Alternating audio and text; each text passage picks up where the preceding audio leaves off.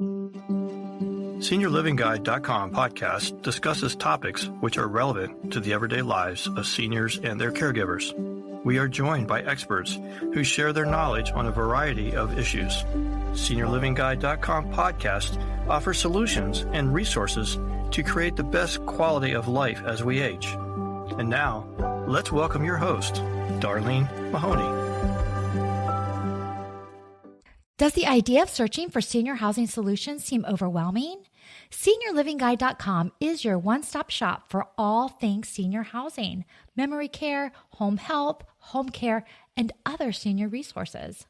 Visit us today at SeniorLivingGuide.com to connect directly and get the information that you need to make the very best decision for you or your loved ones.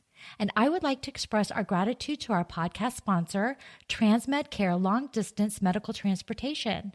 When a loved one with a disability or medical condition needs to relocate, Transmed Care is here to help with safe and secure nationwide medical transport services with an emphasis on comfort and care. Transmed Care Long Distance Medical Transportation is a business built on care. Another satisfied customer writes, "My family cannot recommend Transmed Care enough.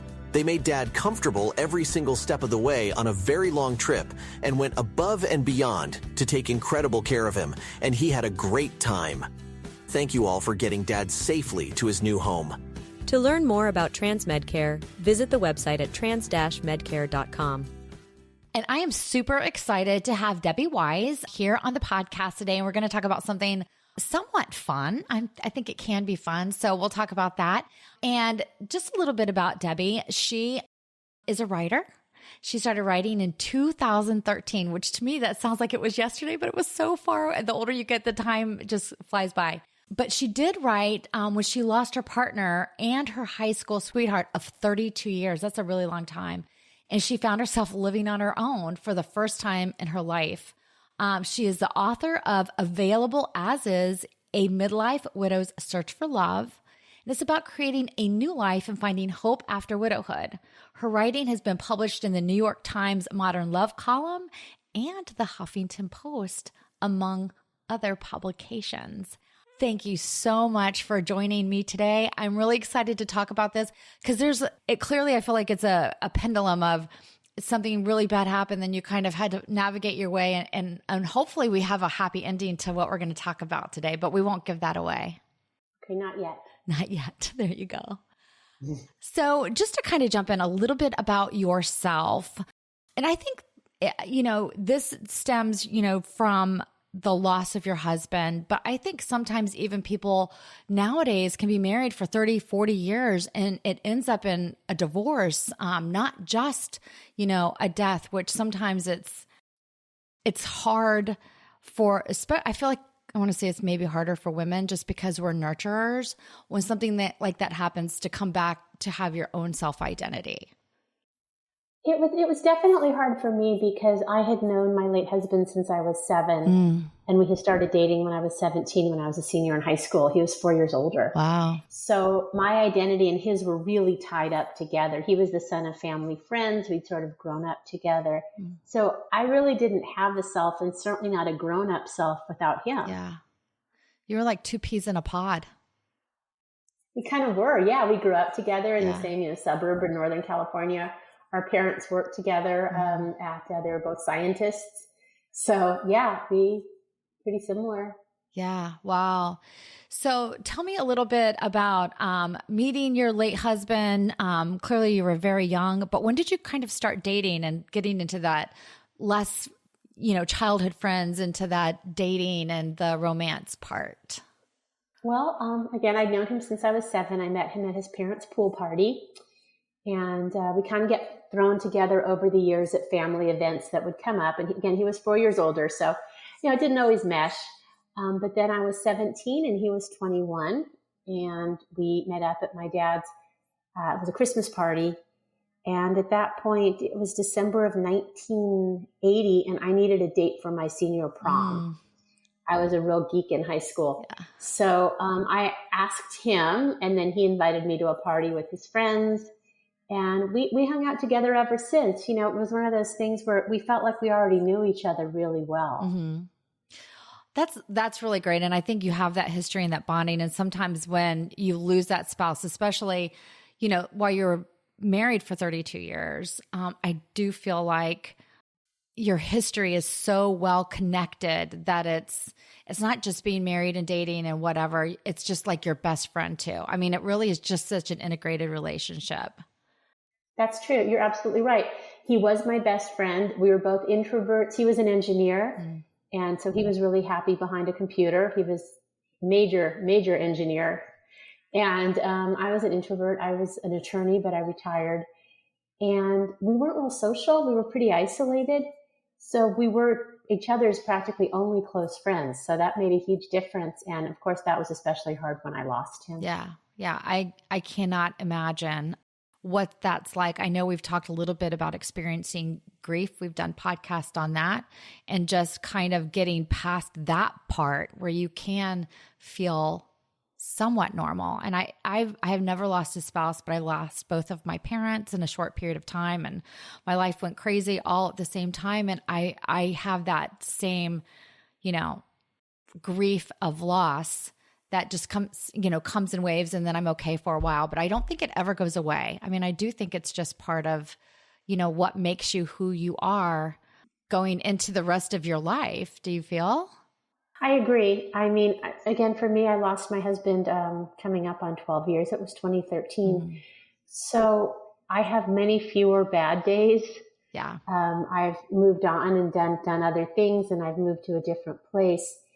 But it still hits me sometimes, and it's always a part of me. Yeah. I mean, having been through that experience, having watched him go, you know, die from cancer, having been his caregiver, having lost someone I was so connected to, and sometimes even now still feeling that he should be having a good life, right? He should still be alive. He would be 65 right now. So I do find that. I find that a little bit hard sometimes, and I still feel a little bit guilty if I feel like I'm having a good life without him. Yeah, that makes sense. I know even on my end, I feel like I'll almost forget sometimes that they're not there. And I will go, oh my gosh, I got to ask my mom about, you know, it literally, and then it just occurs to me, oh my gosh, I literally forgot for a moment. And actually it was kind of nice, but yeah, so I can kind of see that. So we're going to talk about dating after, you know, being married for a long time, or being very like codependent, or clearly after being widowed, because it's much harder, I think, because you are coming into that space with more grief than anything, because it's not a chosen situation. So tell me a little bit about, when did you decide to start dating after your loss? And how did you go about it? I mean, everybody's doing the online stuff, so I want to get some details on some of this. Okay, well, I waited until 14 months after my loss because I needed to feel a little bit better. You know, for the first year, I was pretty out of it in some ways. So I needed to feel like I was functional again and could be someplace at the time, at a correct time, and actually show up and look, you know, reasonably pulled together. And it was still too soon, honestly, because I was still pretty vulnerable, and I hadn't sort of formed my new self. Yeah. You know, who I was without George. That was his name. Yeah. I started on JDate, which is the premiered site for Jewish singles. And, it wasn't great, but I thought it might be a little tamer than some of the larger sites. No swiping? I put together, I'm sorry? No swiping? No, that happened later. I did try that too, but I started pretty tamely. Yeah. And I just, I put together a pretty, neutral profile and waited to see what would happen. Yeah. I do think that like dating in general, in the last probably 15 years is just so different than what, when I was married at 21 and really hadn't had any big relationships. Clearly you're 21, not too much happening there.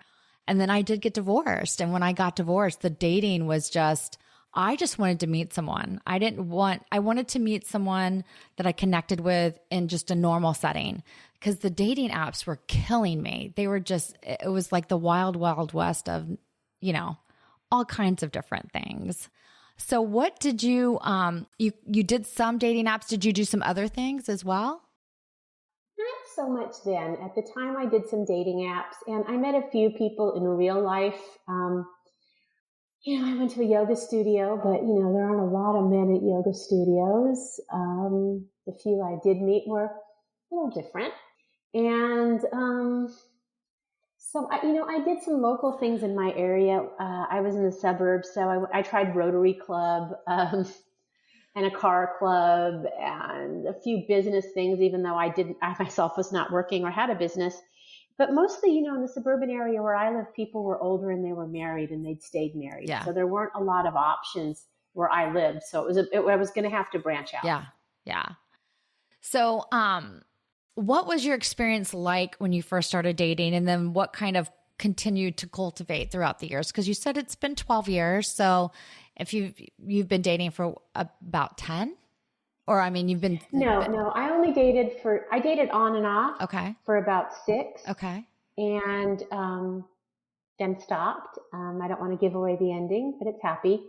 And then for a couple years a few years, I was in a relationship on and off that was very bad. Yeah. And I wrote about it in my book. Okay.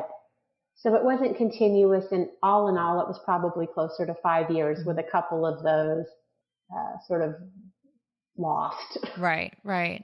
So you did experience a negative relationship, which can be, I don't want to say easy to do, but I think it's really hard when you've been with someone for a very long time and then you're with someone who's not, especially if they have that love bombing in the very beginning, that you don't really know what's happening because you haven't experienced that and don't really understand that kind of thing exists. And there are people out there that like it and that are like that. And then you're more vulnerable because you are having, I feel like, a little bit of a heartache or a lot of a heartache. So how did you kind of navigate a situation that was not a positive dating experience? Well, I had so many. A couple of them, were humorous. Like, the first guy I dated, which is ironic. I was, a new widow.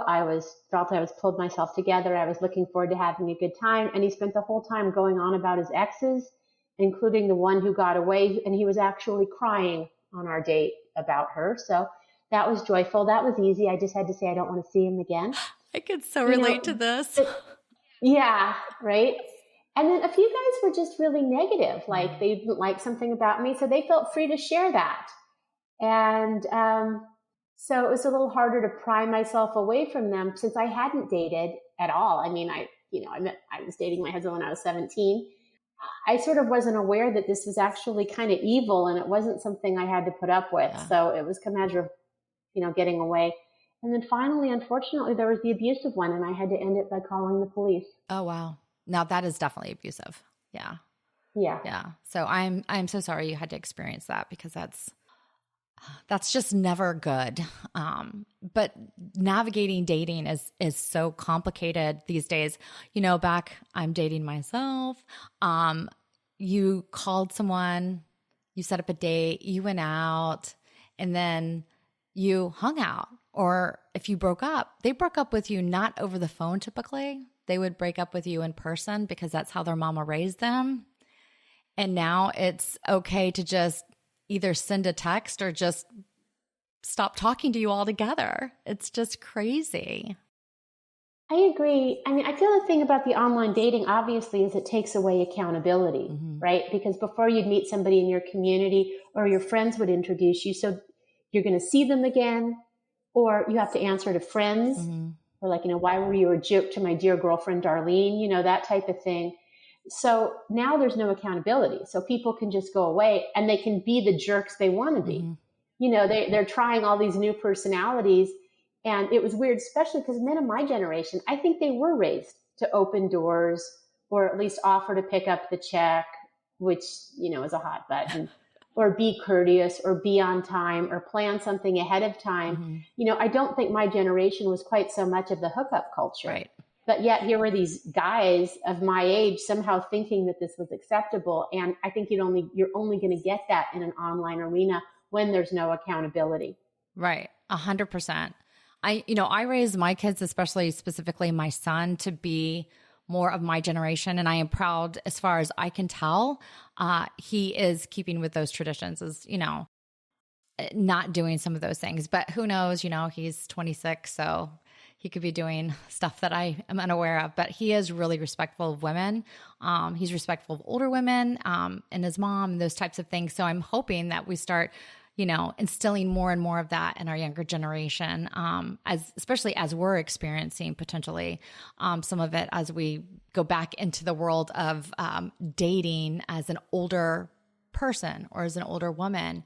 So what kind of advice would you give people? Because, you've been through it, you've experienced it enough to where you went through the long marriage with your high school sweetheart that was so dear to you, and that specific loss, and then just the emotional stress of that, and then starting into the dating. Because I'm going to just guess that you have some pros and cons, some do's and some don'ts. I have a lot. Basically, first of all, don't date until you found yourself. I dated way too soon because I didn't know who I was on my own, and I hadn't developed a strong enough shell. Things hurt me when I should have just been laughing at them. Some guy's a jerk. Well, great. He has to live with himself. It doesn't mean that I'm not, that I'm a worse person or something like that. Second is know what you want. I didn't. Ultimately I realized I wanted a relationship, and you will be shocked at the number of guys, even if you say you want a relationship, who will try to talk you into things you do not want. And I think that's really crass, and no gentleman should do that. That's just not how a man or anyone should behave, right? I mean, if you have to coerce someone into being physical, you're not a good person. There you go. Mm-hmm. You're done. Mm-hmm. Third is there's a lot of people who just want to text with you or talk to you or hang out with you online, and they never want to meet in real life. And that is a major time suck. And it's a red flag to me. Talk a couple times. You don't have to meet in person. Ask for a phone call. If they're still texting, or, I was so clueless. I was, having been to grad school and all, I would answer these long questions like, where do you see yourself in 10 years? Who's your favorite philosopher? Then you never really meet, or the guy turns out to be a jerk. Mm-hmm. So be really careful of your time. Yeah. You can drop it. They don't want to meet. They don't want to talk. They're texting forever. That you can drop. You don't have a relationship. It's fair to drop off. That's not discourteous. You can ask for a phone call, first dates, coffee, or a drink, but generally don't spend a lot of time. I met a few guys who really wanted to let's have dinner. I'm driving. Let's do this. And you're sitting there just watching the time go by. And then they say they want dessert. You really want to preserve your time. And also, and I think this is important for women of my generation, maybe not so much younger women, because I think a lot of us are raised to be really courteous and really kind and not offend people. But if someone isn't treating you appropriately, or you have or you see bad things, or your instincts say this isn't good, leave. No is a perfectly good answer. It is not the opening for negotiations. I'm a lawyer. And, you try to negotiate. Can I do this? No, there are no negotiations. No, you're not getting in my car or kissing me or seeing that I really need to see you again because you do much better in the future. No is a complete sentence. I like that. No is a complete sentence. And you're absolutely right. I do think that sometimes at this stage of women's lives and potentially some men, so I don't want to downplay that, but you do feel more vulnerable. You feel like you're getting older. You maybe don't feel as secure in who you are as we age. So you do allow things and people to treat you certain ways because you do have maybe potentially a diminished self-esteem just based on some of these things. And one thing that you mentioned, don't date before you know yourself. I think that is a huge key. I had someone say to me that if you can't go and take a vacation by yourself, then you're not ready. You need to be able to, like, even if it's just to go to the beach for the weekend with a book or whatever, just to spend time with yourself, then you're not ready because you're still somewhat codependent or looking for some codependency for your happiness. And you need to find happiness with yourself. I agree. I mean, I think so many women these days have given up on men. I hear from so many, when I write stuff and post stuff, I hear from so many women who have they're done with men. And that's a perfectly reasonable choice.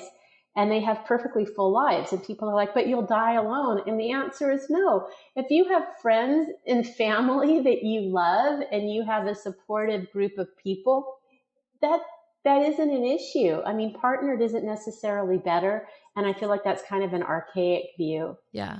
Being single isn't an incomplete state. Yeah. Yeah. And it's funny because when I look back when I was single, and, when you're single, you're looking not to be single, but I had some of the most amazing times as a single person, met incredible people, took trips, and really did get to know my life outside of having another person. And I have such incredible fond memories of it. And you know how on like social media, Facebook, you get your memories or whatever. And I just think, oh my gosh, I had so much fun. And I didn't appreciate it because I was so in the moment of, well, I do want to find someone. I want to be in a relationship. And I think that we kind of do that to ourselves, and instead of living in the moment, even if you are completely unconnected with another person. I agree. I mean, I realized, at some point I was kind of realizing that I needed some time alone. I mean, I had to do this. I needed to be not, focusing on a man or something. I needed to be focusing on things that I needed to do for me.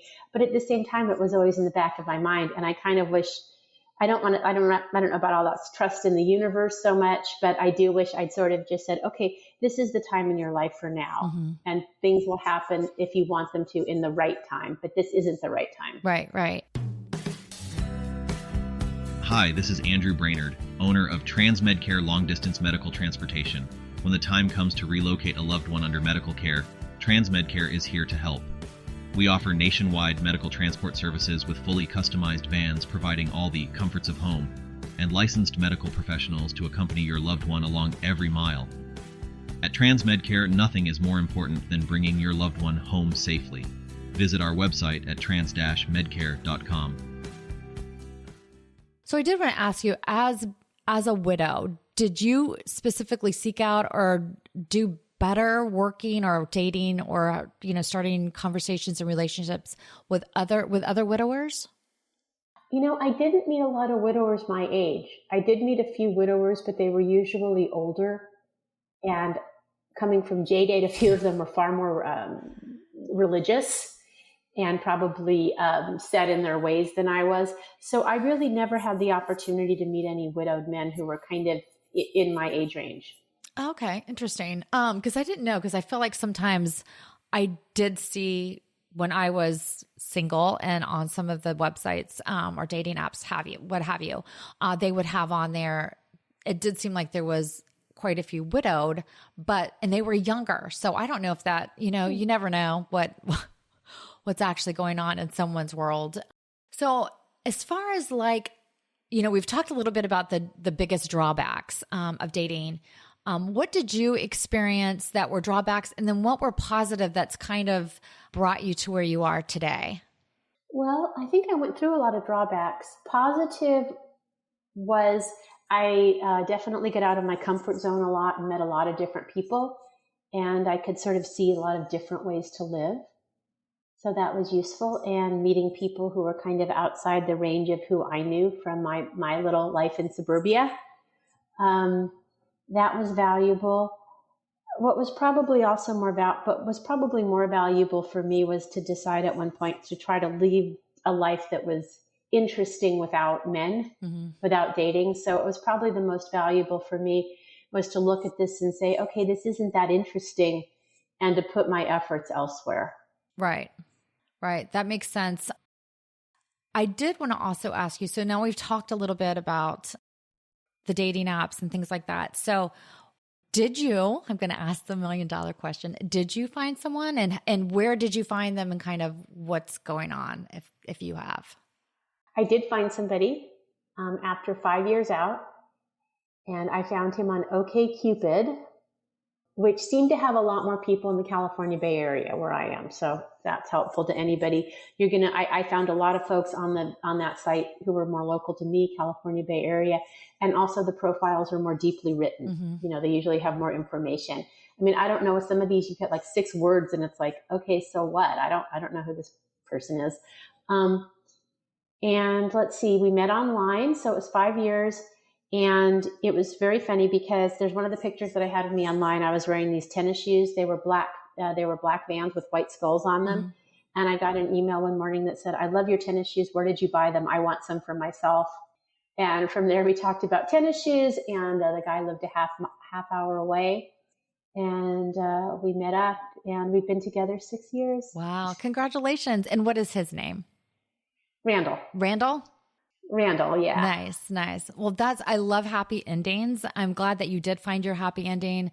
Life is a journey, and some of the things that you think will break you will actually make you stronger.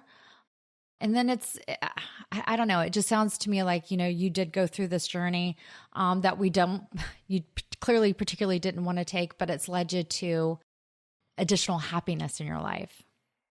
It did very much, because I kind of had to figure out what I liked on my own. And with my late husband, we spent all our time together, and I didn't do a lot on my own.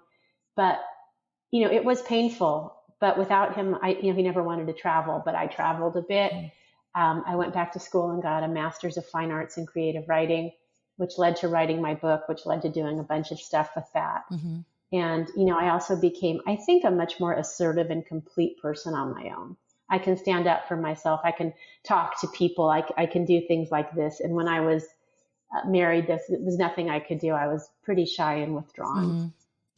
Yeah, no, I think that's great. I do think, one of the biggest key takeaways from just our chat is really finding yourself. So once someone loses someone, whether, clearly either divorce or death or something of that nature, I think to definitely take some time, not look for someone, not look for a companion, not look to date, but look to, I guess, almost date yourself, kind of. I think so. Yeah. I think definitely to look to yourself and see what will make you initially feel better. What will help with your journey, feeling better from your morning, and then what would make your life feel good. Some people have said that, the 6th stage of death, of mourning is finding purpose. Mm-hmm. Yeah. So I think that makes sense to me. Mm-hmm. And for me, it was also going a little bit back to my childhood, because I always liked nature and I liked writing. So I got really serious about writing, and I got really into hiking for a while, which was great because that's a way to be with people and hiking groups and all, and be in nature without dating. Yeah. And without all that artificial sense. So I do think it's important to kind of look at, what will make you happy. And a good start, at least for me, was childhood. Yeah. Yeah. No, that's excellent. I love that. So I wanted to just ask you, since you did find love again, is there anything else that you would recommend to people that have had that loss based on your own experience, and then finding someone in a remarriage? So did you remarry, or are you dating? Well, we live together, okay. But we're not married. Okay. So is there anything as far as recommending how you would go into that additional relationship once you find someone based on your previous experience? Do you hold true more to yourself and have more of an independent life than you did with your first marriage? I do. Okay. I do have a more independent life. One thing, since I was so isolated and when I was married, I've tried to reach out and find groups and things to do. It's hard to make friends when you're older. Mm-hmm. And I've really tried to find a community. And so for me, I think it's very important, despite being in a relationship, to have different communities of people and to have friends outside the relationship, and have activities that I like to do on my own. He likes to go skiing a lot. I don't ski. I'm really involved with our local literary society. He comes to a bit of that, that type of thing. I think it was really important for me to have sort of people and interests outside the relationship, and also to be open to living differently. Yeah. He does things differently than my late husband did, and that's fine. But it took me a while to just embrace that. Yes. When you've been married to someone that long, then all of a sudden somebody else is leaving the top of the toothpaste. And I know that is just a pared down example. It can be something that can be difficult to kind of, go back into with someone completely different. So you have to definitely keep an open mind as well. So Yes. none of us are perfect. So True. oh my gracious. Well, before we sign off the podcast, is there any other last notes? Because I do want to share where our listeners can check out your book, available as is, A Midlife Widow's Search for Love. And is it available on Amazon? It is. It's available on Amazon. It's Kindle Unlimited. Okay. Very inexpensive there. You can order it at your local bookstores. It's in a fair number of libraries. Okay. And it actually did just win a couple awards. It won the gold medal in grief in the Independent Book Publisher Awards. Oh, wow. Very cool. Very nice. Well, we're also going to include that link in the content of the podcast. So it'll hook you right up to where you can purchase it. And then also any additional information that you may be interested in regarding Debbie Weiss as well. So thank you so much for joining us today, Debbie. This was super fun. This was fun. Thank you. Yeah, I enjoyed this. We don't get to do, a lot of our podcasts seem like they can be very heavy because we're talking to seniors, we're talking to caregivers, and it's nice to have something that is a little bit lighter, but also really beneficial to their everyday lives because, we've talked on this podcast, just because you're getting older or you're aging, that doesn't mean you stop living. Keep those bucket lists going and fulfill them. Check those boogers off. So appreciate it. Thank you so much for joining us. If you enjoyed this podcast, please share it with someone that you think will benefit from us. We are SeniorLivingGuide.com podcast, available on Spotify, Apple Podcasts, Good Pods, Alexa, and more. Thanks, everyone.